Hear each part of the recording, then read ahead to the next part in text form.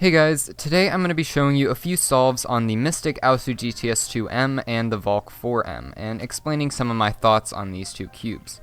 So I'm showing 3 solves on each of these cubes, and to get them I did an average of 12 on both cubes on camera, and then took the best 3 solves from those averages of 12. If you're curious, I got a 33.6 average of 12 on the Mystic Aosu GTS2M, and I got a 34.9 average of 12 on the Valk 4M. But I wouldn't really put too much weight on that because 1, 12 solves isn't that much, and 2, I was really feeling in the zone when I was solving with the Aosu GTS2M. Anyway, on to a few of my thoughts concerning these cubes.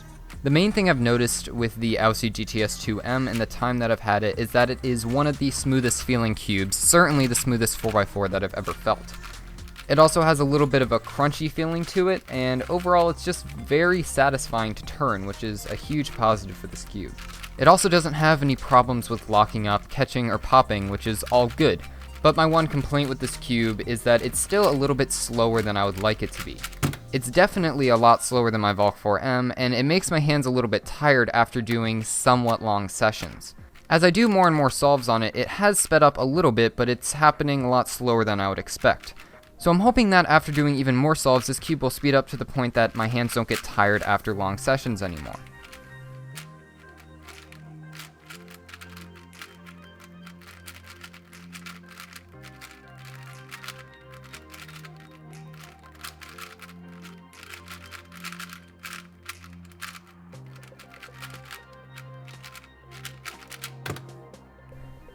Unlike the Aosu GTS2M, the Valk 4M is a really fast cube, and because of that, in the faster parts of solves, I don't really notice the resistance of the cube when I'm trying to go really quickly.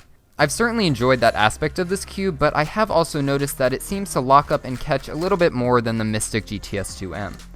Additionally, the feeling of the Valk 4 isn't nearly as satisfying to turn as the feeling of the GTS2M. It's much more crispy and sandy than it is smooth, and while I liked that a bit at first, over time it's gotten to feel a bit old.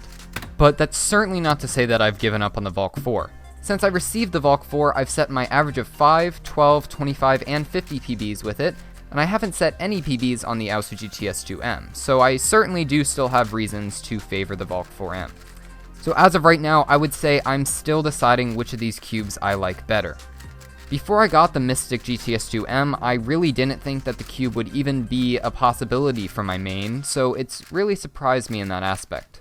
So I really gotta give credit to both of these cubes because they're both fantastic, and I still need more time to decide which one is going to be my main.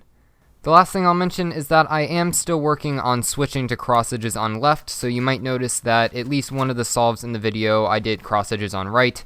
Since I'm still working on it, sometimes I do accidentally revert back to edges on right just because it's such a long-standing habit. But other than that, that's it for this video. I hope you all enjoyed hearing my thoughts on these two cubes.